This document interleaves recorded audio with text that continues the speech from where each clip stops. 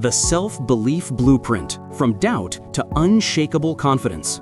What if I told you that the difference between leaders who command rooms and those who shrink in corners isn't talent, luck, or even experience? It's something far more fundamental, something you can actually control and develop. It's the quality of their inner dialogue, the strength of their self-belief system, and their ability to trust themselves when the stakes are high. Most people think self-belief is either something you're born with or something you fake until you make it. But here's what I've discovered after working with hundreds of leaders, entrepreneurs, and high performers. Self-belief isn't a personality trait you either have or don't have.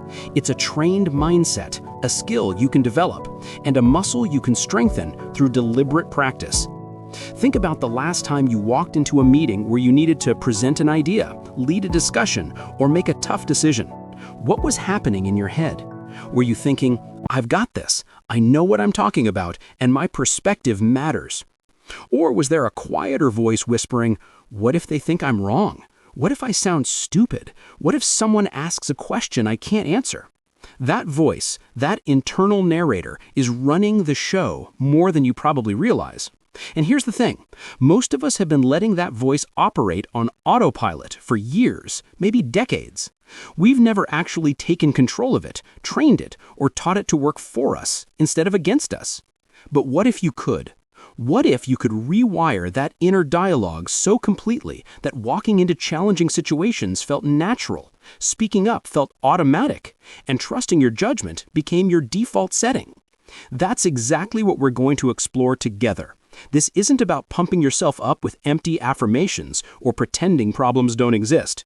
This is about building genuine, unshakable confidence from the ground up. It's about developing what I call trained self-belief, a systematic approach to trusting yourself that's based on evidence, practice, and proven psychological principles. Over the next several chapters, we're going to dive deep into the mechanics of how self-belief actually works. We'll explore why some people seem naturally confident while others struggle with self-doubt. We'll uncover the specific thought patterns that either build or destroy your confidence. And most importantly, we'll give you practical tools and exercises you can start using today to begin rewiring your mind for unshakable self-trust. Because here's what I know for certain. The world needs leaders who believe in themselves, who trust their judgment, and who can communicate with conviction. The world needs people who can stand up in meetings, share their ideas without apology, and make decisions with confidence. The world needs you to step into your full potential. So let's begin this journey together. Let's build the kind of self-belief that doesn't crumble under pressure, doesn't depend on external validation, and doesn't require you to be perfect. Let's build the kind of confidence that allows you to lead with authenticity, communicate with power, and trust yourself completely. Chapter 1. The Anatomy of Self-Belief. Before we can build unshakable self-belief, we need to understand what it actually is and what it isn't, because most people have a completely backwards understanding of confidence, and that's why their attempts to build it fail. Let me start with what self-belief is not. It's not arrogance. It's not thinking you're better than everyone else. It's not believing you're always right or that you never make mistakes. And it's definitely not about projecting false confidence or putting on a show. Real self-belief is something much more subtle and much more powerful. It's the quiet certainty that you can handle whatever comes your way. It's trusting your ability to figure things out, learn from mistakes, and adapt when circumstances change. It's knowing that your thoughts, opinions, and contributions have value even when others disagree. Think about someone you know who has genuine confidence. Not the loud, attention-seeking kind, but the quiet, steady kind. Notice how they carry themselves. They don't need to prove anything to anyone. They listen more than they talk. When they do speak, people pay attention because they've learned to trust their own judgment first. This kind of self-belief has 3 core components, and understanding these will help you build your own foundation of unshakable confidence. The first component is self-awareness. People with strong self-belief know their strengths and weaknesses. They're not delusional about their capabilities, but they're also not constantly undermining themselves. They have an accurate, balanced view of who they are and what they bring to the table. The second component is self-acceptance. This means being okay with being human, being okay with making mistakes, and being okay with not knowing everything. People with genuine self-belief don't need to be perfect because they understand that perfection isn't the standard. Growth is the standard. The third component is self-trust. This is the big one. Self-trust means believing in your ability to make good decisions, learn from bad ones, and handle whatever consequences come your way. It means trusting your instincts, your judgment, and your capacity to figure things out as you go. Now, here's where most people get stuck. They think building self-belief means convincing yourself you're amazing at everything. But that's not how it works. Real confidence comes from knowing you can handle being not amazing at something and still be okay. Let me give you an example. Imagine you're in a leadership meeting and someone asks you a question you don't know the answer to. The person with false confidence might panic internally and try to bluff their way through an answer. The person with trained self-belief would simply say, "That's a great question. I don't have that information right now, but I'll find out and get back to you by tomorrow." See the difference? The confident person isn't pretending to know everything. They're trusting their ability to handle not knowing something. They're comfortable with being human. This is what I mean by trained self-belief. It's not about convincing yourself you're perfect. It's about training yourself to trust your ability to handle imperfection. It's about building evidence that you can figure things out, adapt to challenges, and learn from mistakes. And here's the beautiful thing about this approach. It actually works. When you stop trying to be perfect and start trusting your ability to handle imperfection, you become genuinely more confident. You take more risks because you're not afraid of making mistakes. You speak up more because you're not worried about being wrong. You lead more effectively because you're focused on solving problems rather than protecting your image. But how do you actually build this kind of self-trust? How do you train your mind to default to confidence rather than doubt? That's what we're going to explore in the next chapter, where we'll dive deep into the mechanics of your inner dialogue and learn how to rewire it for unshakable self-belief. Chapter 2, The Voice in Your Head. Right now, as you're listening to these words, there's another conversation happening in your mind. Maybe it's agreeing with what I'm saying. Maybe it's questioning it. Maybe it's thinking about something completely different. That voice, that constant internal narrator, is one of the most powerful forces in your life. And for most people, it's working against them. The quality of your inner dialogue determines the quality of your confidence. It's that simple and that profound. People with unshakable self-belief have trained their inner voice to be their ally, their coach, their biggest supporter. People who struggle with confidence have an inner voice that's more like a harsh critic, constantly pointing out flaws, predicting failure, and undermining their every move. The good news is that this voice isn't fixed. It's not your personality, it's not your destiny, and it's not something you're stuck with.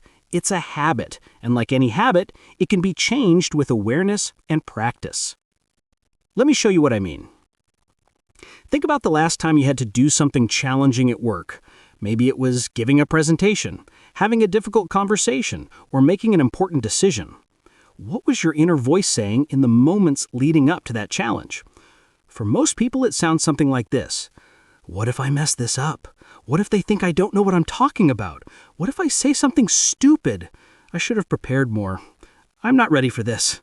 Maybe I should just keep quiet and let someone else handle it. Now, imagine if your inner voice sounded like this instead. This is challenging, and that's okay. I've prepared as much as I can, and I'll figure out the rest as I go. I have valuable insights to share, and even if I don't have all the answers, my perspective matters. I can handle whatever happens. Same situation, completely different internal experience. And here's what's fascinating.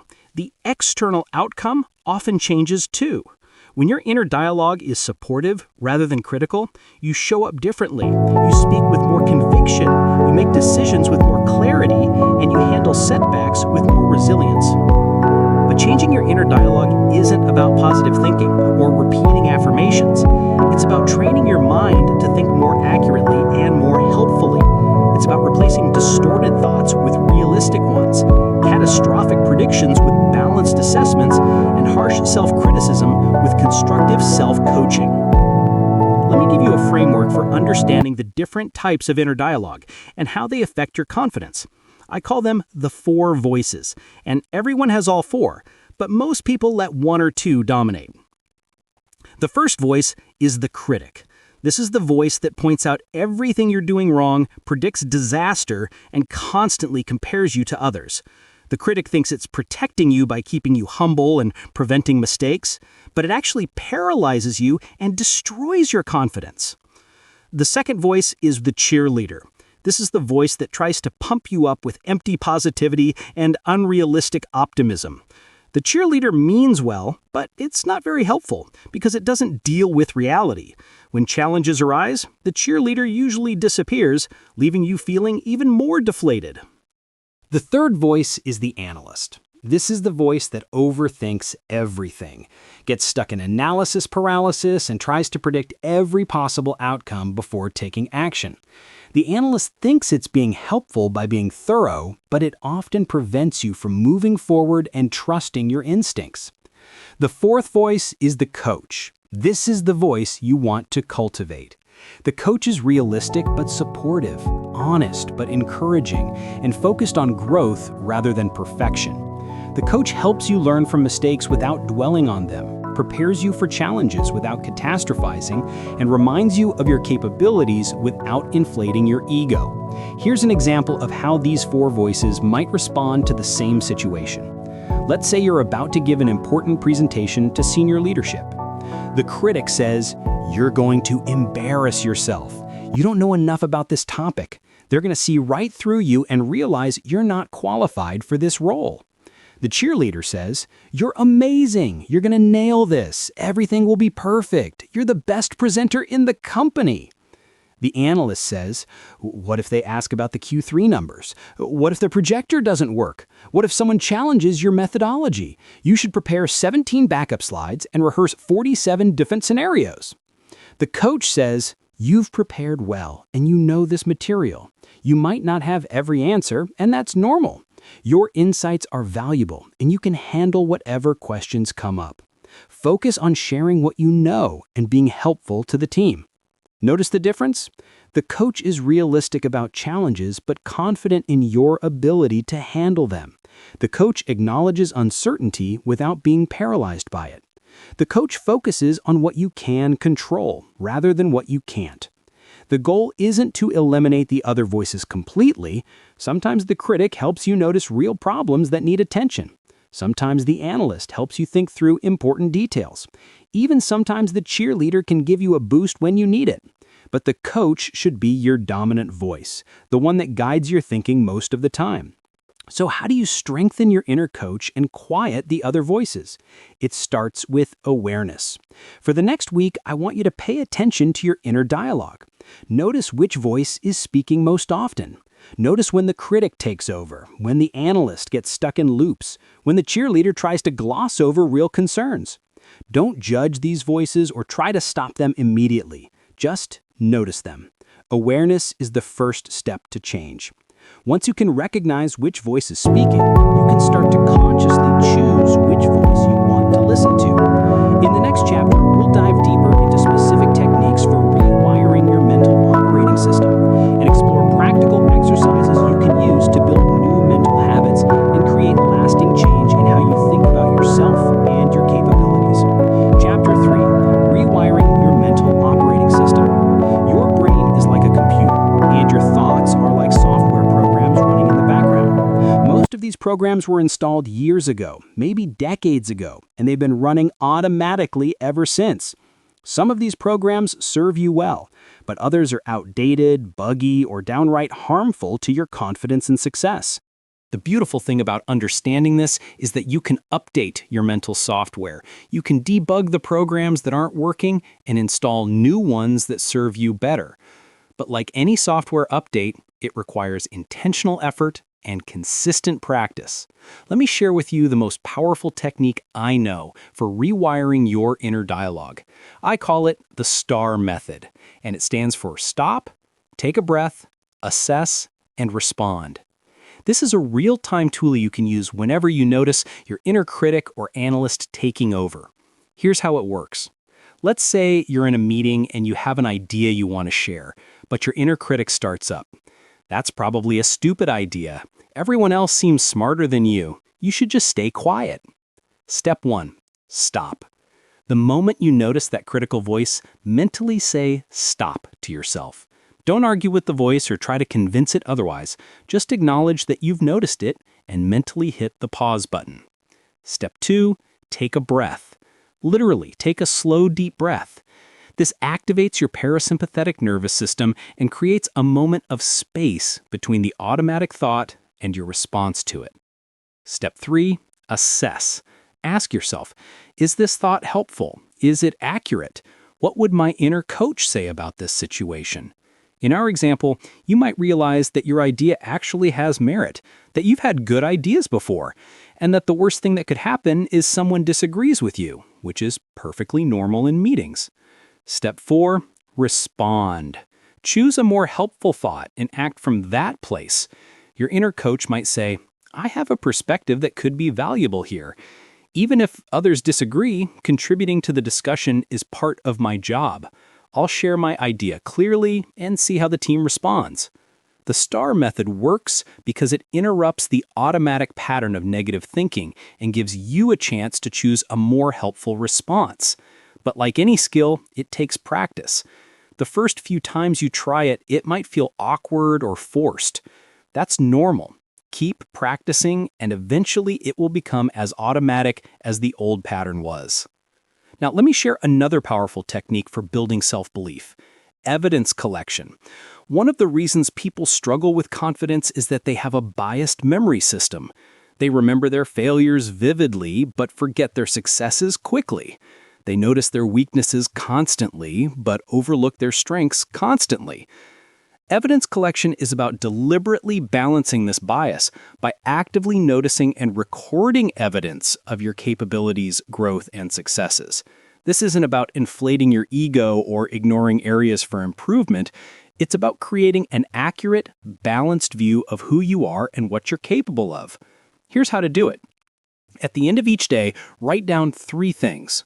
1 thing you did well, 1 thing you learned, and 1 challenge you handled effectively. These don't have to be huge accomplishments. Maybe you spoke up in a meeting when you normally would have stayed quiet.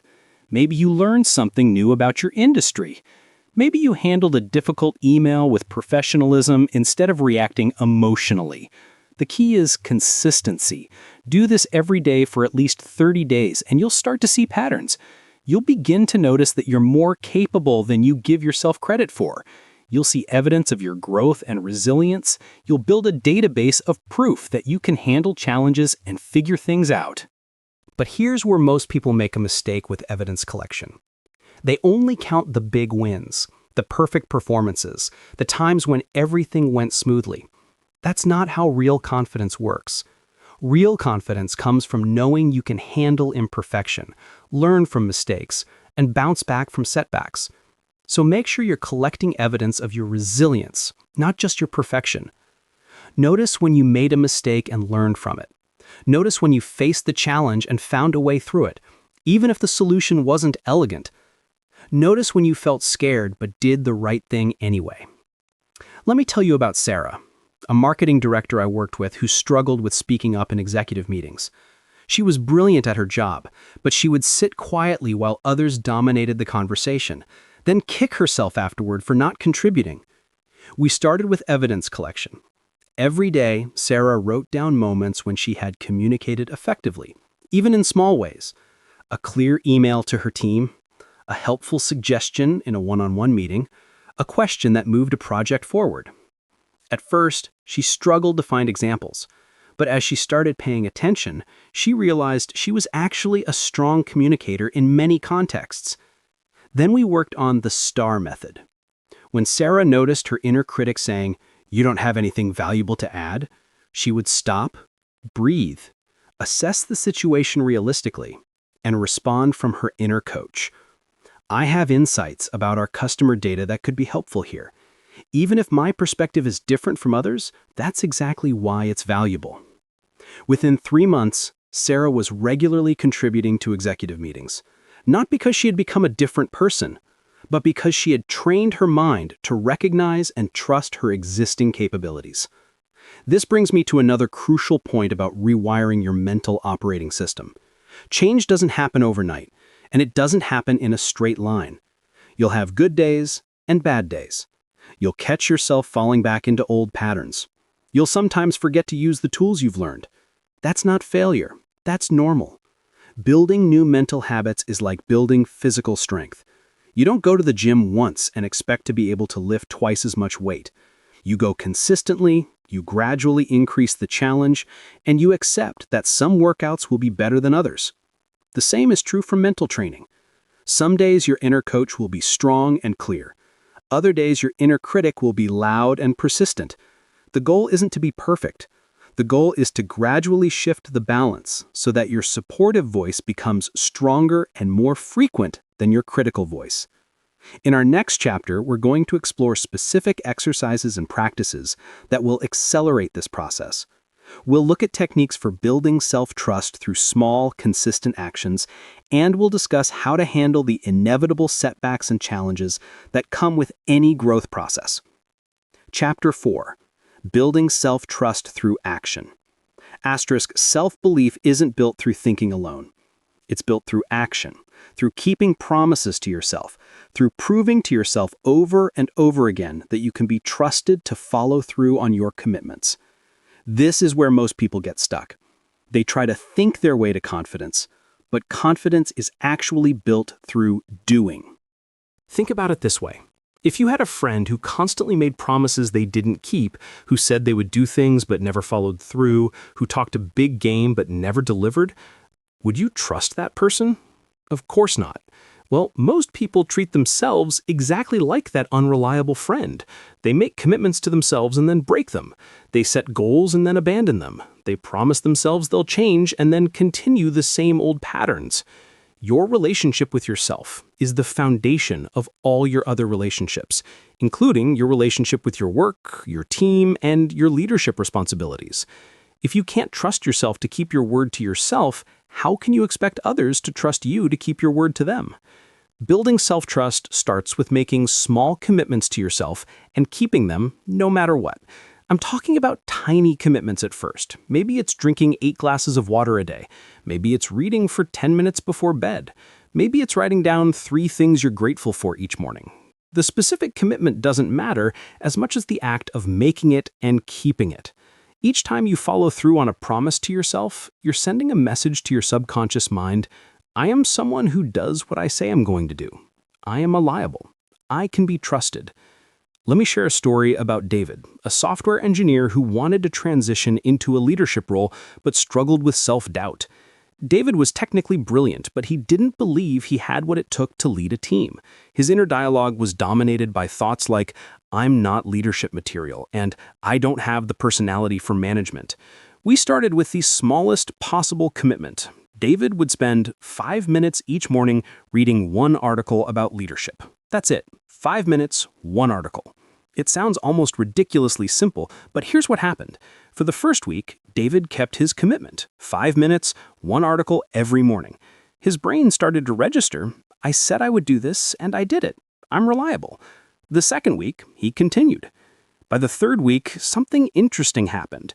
David started looking forward to his 5-minute reading sessions. He was learning things that excited him, and he was building momentum. After a month, David naturally expanded his commitment. He started taking notes on what he read. He began applying some of the leadership concepts with his current team members. He volunteered to mentor a junior developer. None of this was forced or planned. It happened naturally because David had built trust with himself through consistent small actions.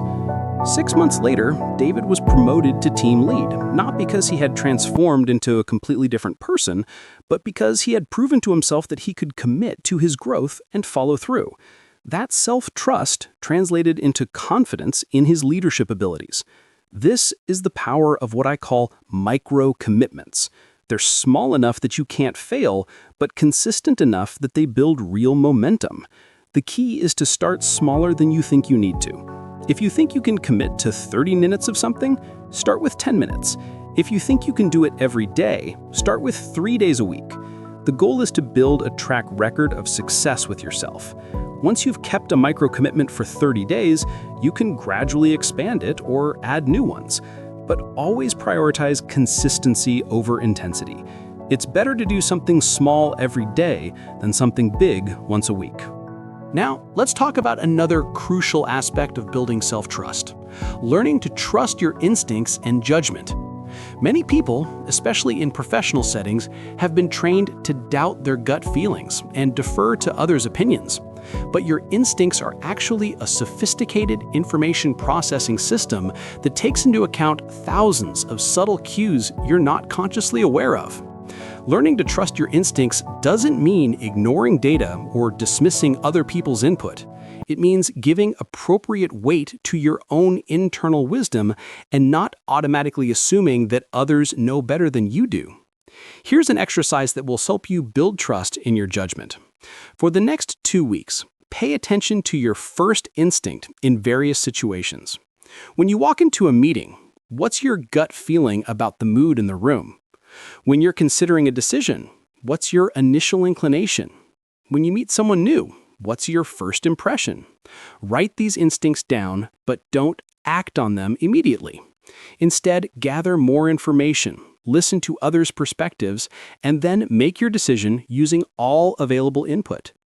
After the situation resolves, go back and check how accurate your initial instincts were. Most people are surprised to discover that their gut feelings are right more often than they expected. Your instincts aren't perfect, and they shouldn't be your only source of information, but they're usually worth listening to. As you build evidence that your instincts have value, you'll naturally start trusting them more. This brings me to an important point about self-trust and leadership. One of the most important qualities of effective leaders is the ability to make decisions with incomplete information. You'll never have all the data you want. You'll never be 100% certain about the right course of action.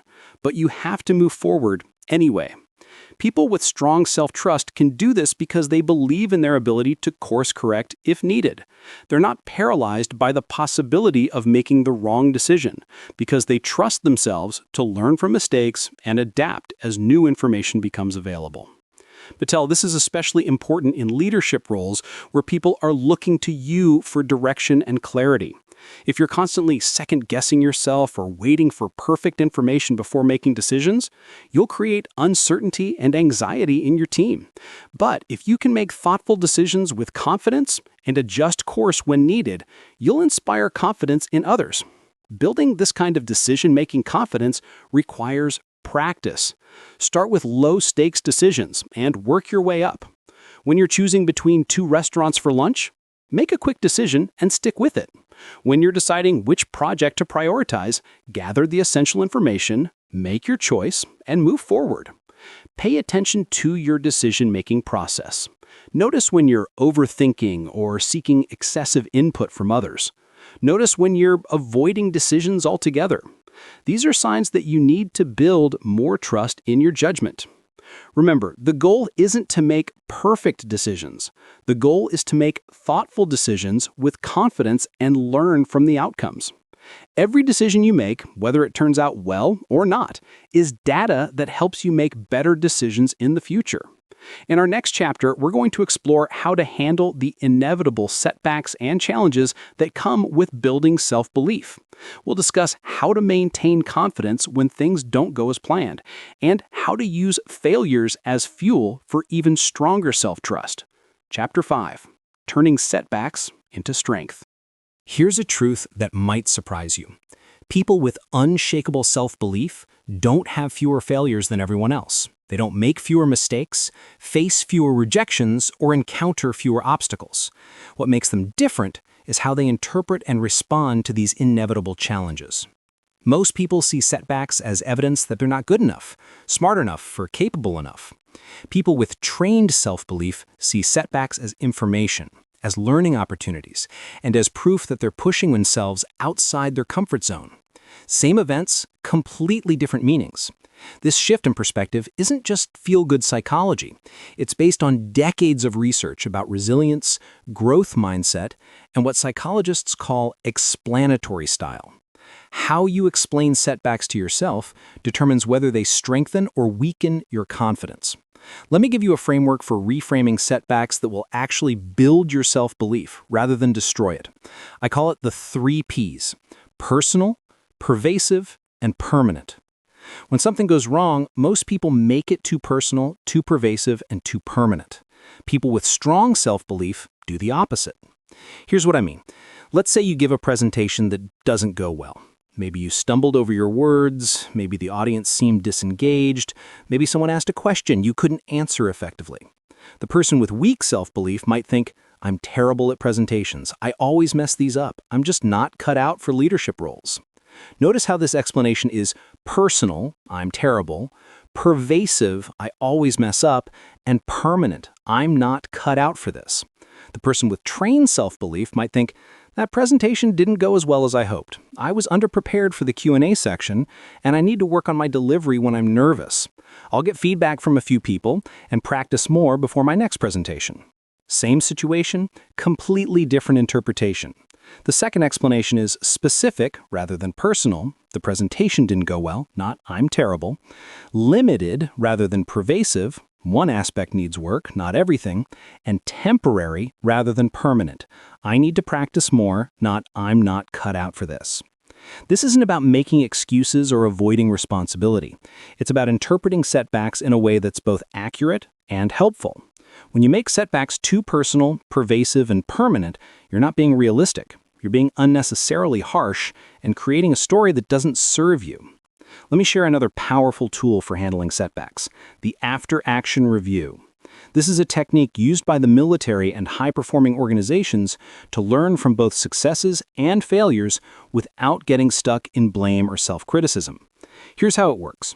After any significant event, whether it went well or poorly, ask yourself 4 questions. What was supposed to happen? What actually happened? Why were there differences?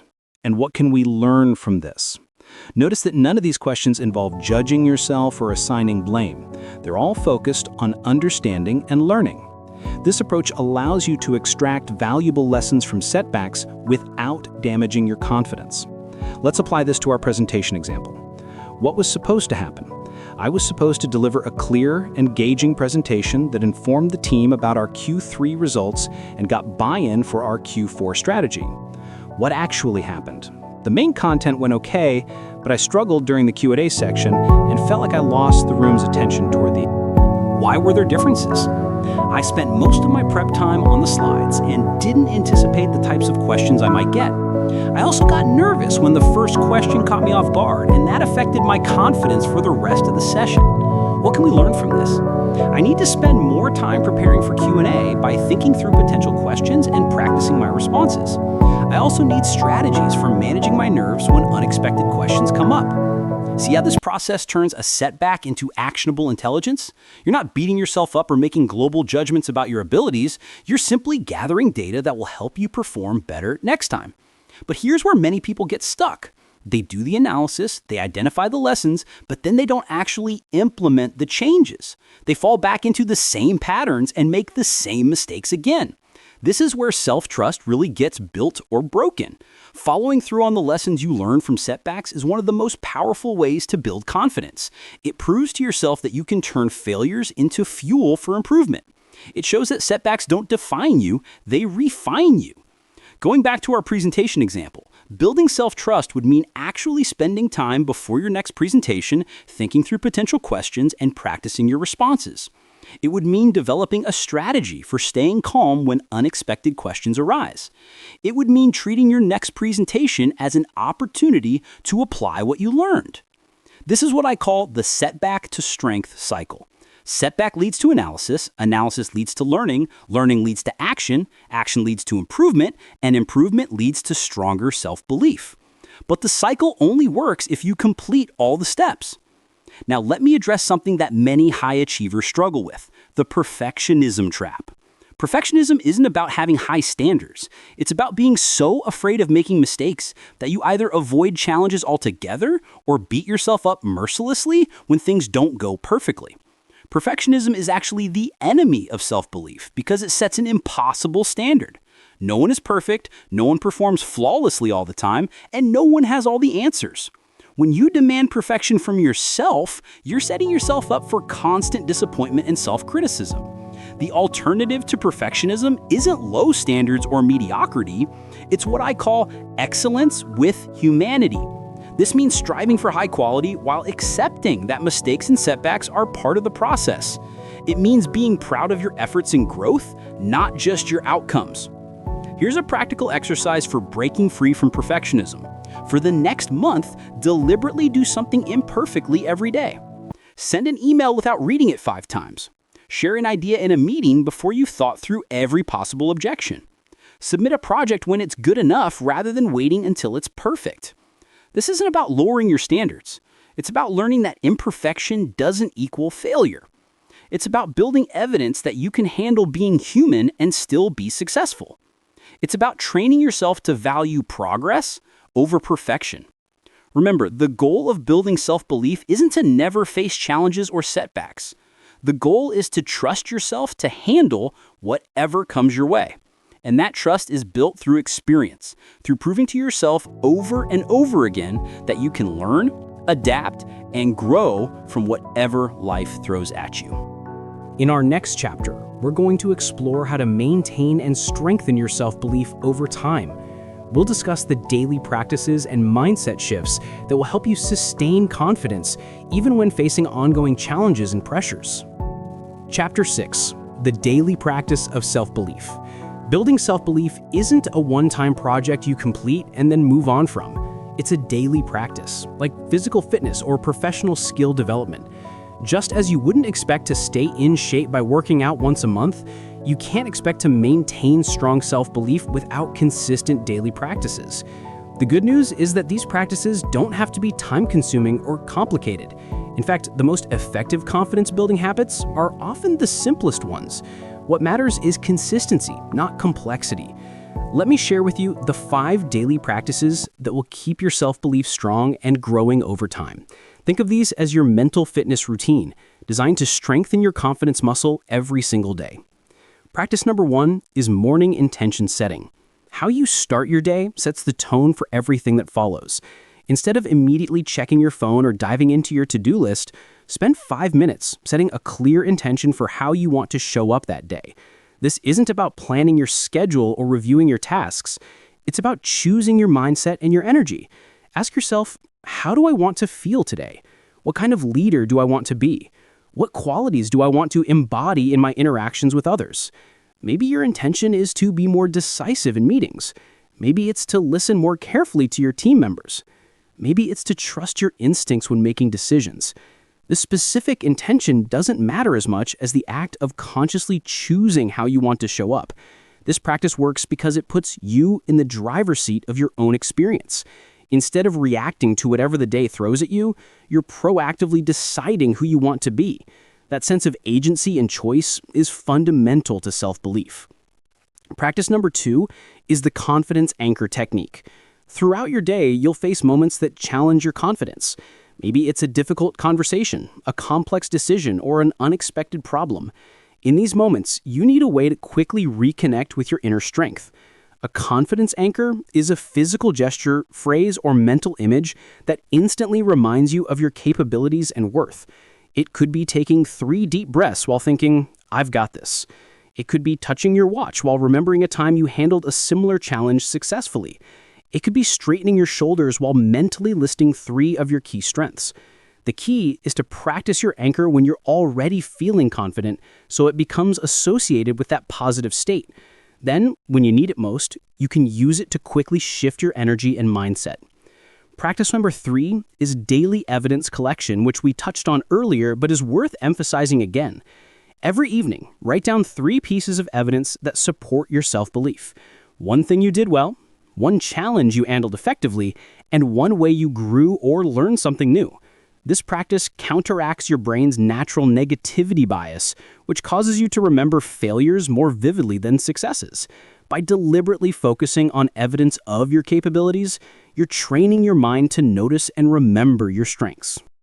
Practice number 4 is the inner dialogue check-in. Several times throughout the day, Pause and ask yourself, what is my inner voice saying right now? Is it being helpful or harmful? If it's being critical, what would my inner coach say instead? This practice builds awareness of your thought patterns and gives you opportunities to course correct in real time. Remember, you can't change what you're not aware of. The more you notice your inner dialogue, the more power you have to shape it. Practice number 5 is the growth question. Before you go to sleep each night, ask yourself, what's one thing I can do tomorrow to step slightly outside my comfort zone? This could be speaking up in a meeting where you usually stay quiet, volunteering for a challenging project, or having a conversation you've been avoiding. The key word here is slightly. You're not looking for huge leaps that might overwhelm you. You're looking for small steps that gradually expand your comfort zone and build evidence of your ability to handle new challenges. These 5 practices work together to create a comprehensive system for maintaining and strengthening your self-belief. The morning intention setting starts your day with purpose and agency. The confidence anchor gives you a tool for challenging moments.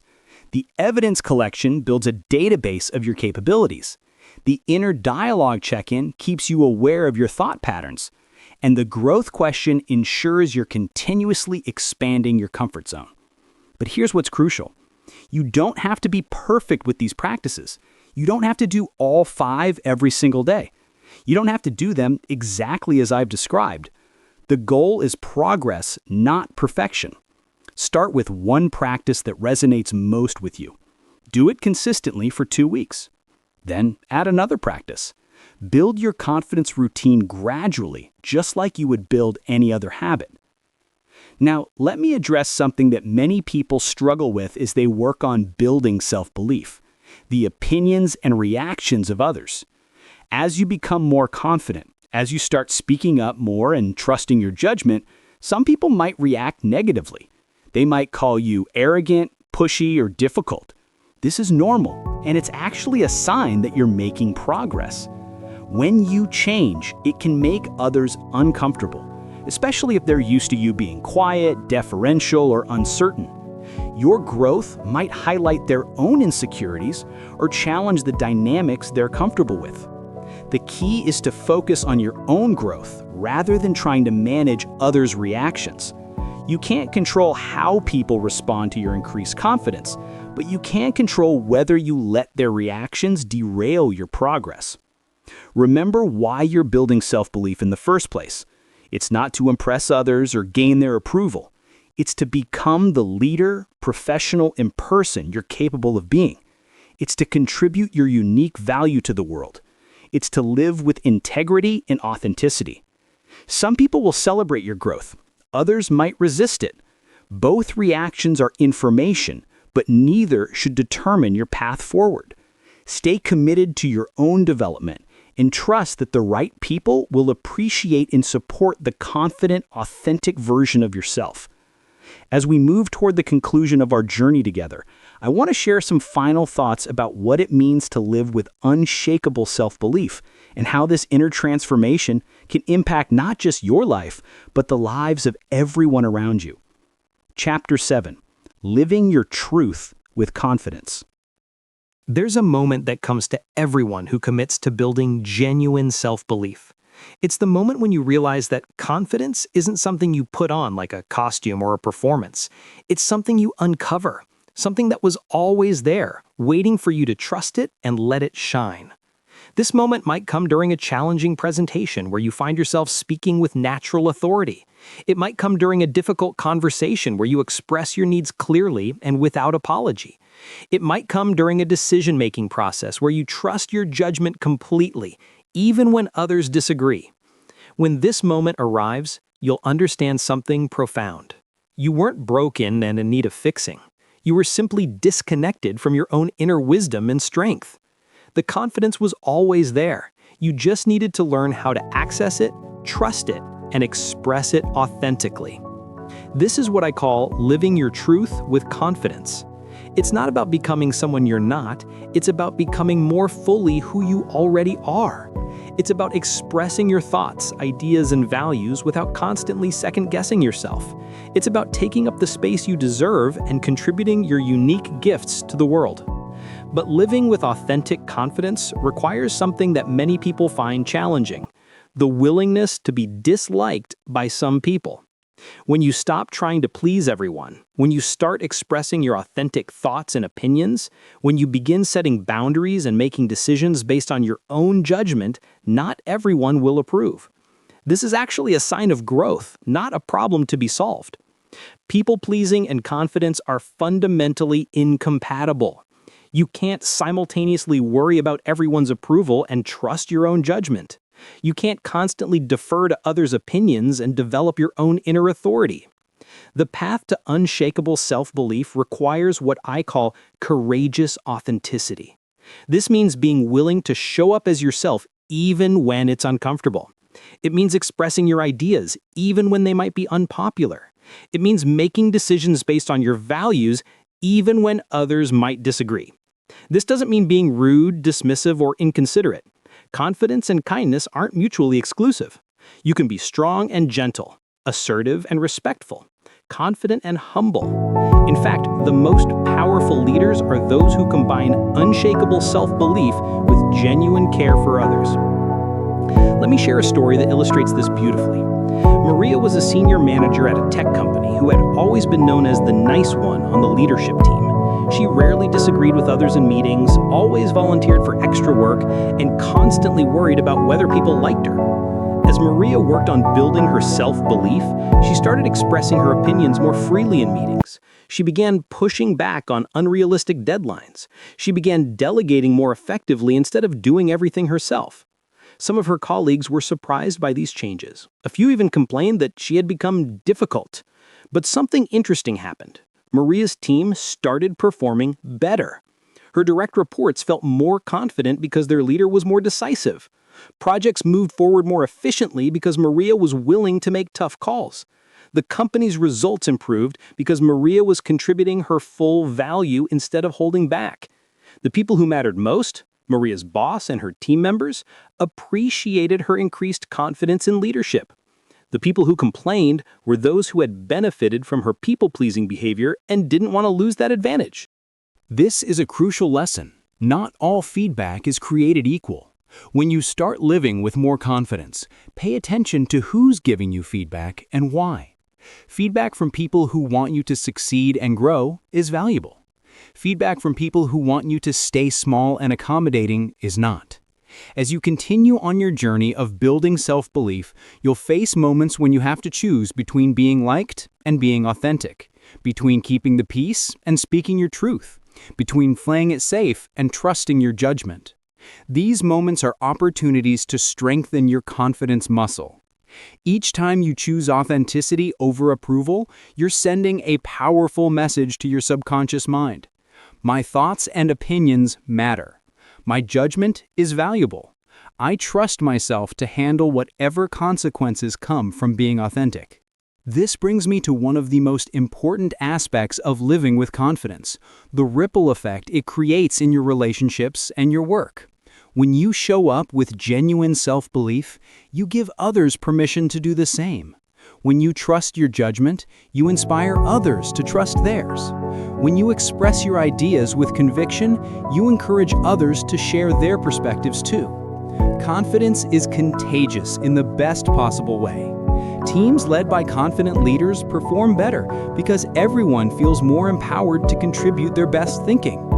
Organizations with confident cultures innovate more because people aren't afraid to share bold ideas.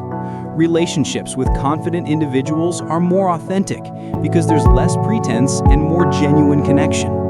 But, perhaps most importantly, living with self-belief allows you to make the contribution you're meant to make. Every person has unique insights, experiences, and perspectives that the world needs. When you lack confidence, you rob the world of your gifts. When you trust yourself and express your authentic voice, you add value that no one else can provide. Think about the leaders, colleagues, and friends who've had the biggest positive impact on your life. I'm willing to bet they weren't the ones who always agreed with everyone or never made mistakes. They were the ones who showed up authentically, expressed their thoughts clearly, and trusted their judgment even when it was difficult. That's the kind of person you can become. That's the kind of leader you can be. That's the kind of impact you can have when you commit to building and maintaining unshakable self-belief. As we conclude our journey together, I want to leave you with a challenge and a promise. The challenge is to take everything you've learned and put it into practice. Not someday, not when you feel ready, but starting today. Choose one technique, one practice, one small step, and begin. The promise is this: if you commit to this work, if you consistently practice the tools and techniques we've explored, if you're willing to be patient with yourself and persistent in your efforts, you will build the kind of confidence that can't be shaken by external circumstances. You'll develop the ability to trust your judgment, express your ideas with conviction, and handle whatever challenges come your way. You'll become the kind of person others look to for leadership and guidance. You'll live with the deep satisfaction that comes from being authentically yourself. The world needs confident, authentic leaders now more than ever. The world needs people who trust themselves, who aren't afraid to speak up, who can make decisions with conviction and handle uncertainty with grace. The world needs you to step into your full potential. Your journey to unshakable self-belief starts now. Trust yourself. You've got this. As we reach the end of our time together, I want you to imagine something. Picture yourself 1 year from now, having consistently applied the principles and practices we've explored. You walk into meetings with quiet confidence, knowing your voice matters.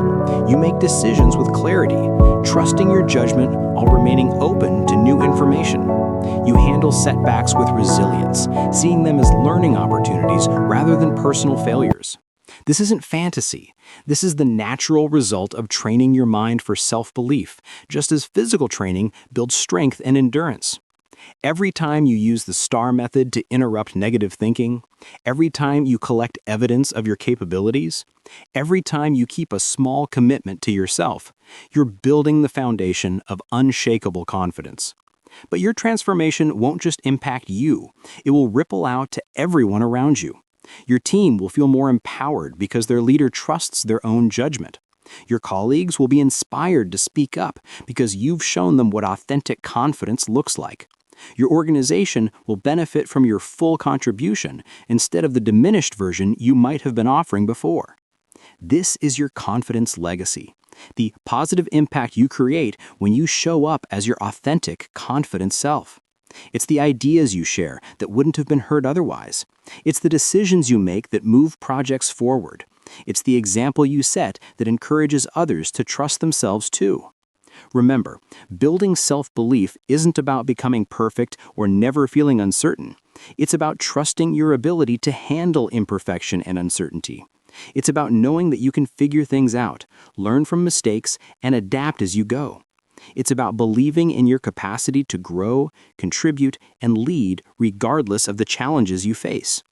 The tools are in your hands now.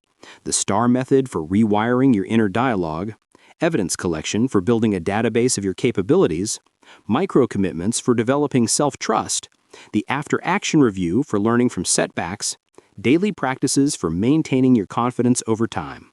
But tools are only as powerful as the person using them. Your commitment to this work, your willingness to practice consistently, your courage to step outside your comfort zone, these are what will determine your success. Start small, but start today. Choose one practice that resonated most strongly with you and commit to it for the next 30 days. Notice the changes, celebrate the progress, and gradually add more tools to your confidence toolkit. And remember, this journey isn't about reaching a destination where you never doubt yourself again. It's about building the skills and mindset that allow you to move forward with confidence even when doubt arises.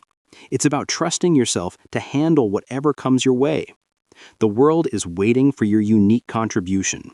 Your ideas, your perspective, your leadership, they all matter more than you might realize, but they can only make an impact if you have the confidence to share them. you have everything you need to build unshakable self-belief. The question isn't whether you're capable of this transformation. The question is whether you're willing to commit to it. I believe you are. I believe in your potential to become the confident, authentic leader you're meant to be. Now it's time for you to believe it too. Your journey to unshakable self-belief begins now. Trust the process, trust yourself, and step boldly into the confident future that's waiting for you. Before you go, I want to share something special with you. If this journey of building unshakable self-belief has resonated with you, if you're ready to dive even deeper into developing the mindset and skills of authentic leadership, I invite you to explore EchoVerse Audiobooks. EchoVerse is more than just an audiobook platform. It's a curated collection of transformational content designed specifically for leaders, entrepreneurs, and high achievers who are committed to continuous growth. You'll find in-depth programs on advanced confidence building, leadership psychology, communication mastery, and the mental frameworks used by the world's most successful people. What sets EchoVerse apart is the quality and depth of the content. These aren't surface-level motivational talks. They're comprehensive, research-based programs that give you the tools and strategies you need to create lasting change in your life and leadership. Whether you want to master the art of influential communication, develop unshakable mental resilience, or learn the advanced psychology of high performance, EchoVerse has the resources you need to take your growth to the next level. Visit EchoVerse Audiobooks today and discover the next chapter of your transformation. Because building self-belief is just the beginning. The real question is, what will you do with that confidence once you have it? Your future self is waiting. Make the choice to invest in your growth and let EchoVerse be your guide on the journey to becoming the leader